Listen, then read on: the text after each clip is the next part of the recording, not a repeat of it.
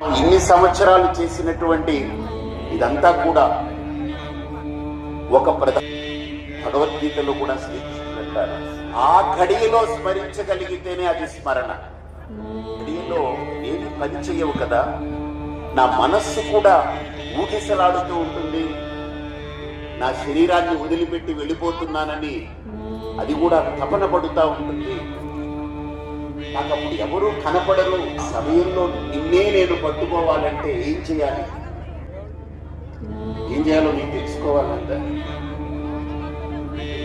మనం 11 నెలల 29 రోజులు పూజ చేసిన ఆ ఒక్క రోజు, ఆ గడియ మనల్ని ఇక్కడి నుంచి తీసుకెళ్లిపోయే గడియ జరిగింది. కానీ మంగళసూత్రం కట్టడం మర్చిపోయారు హడావుడిలో. నేను ఎప్పుడు ఆ మాటకి చాలా గౌరవించా. ఆ ఒక్క గడియ నాకు కావాలి.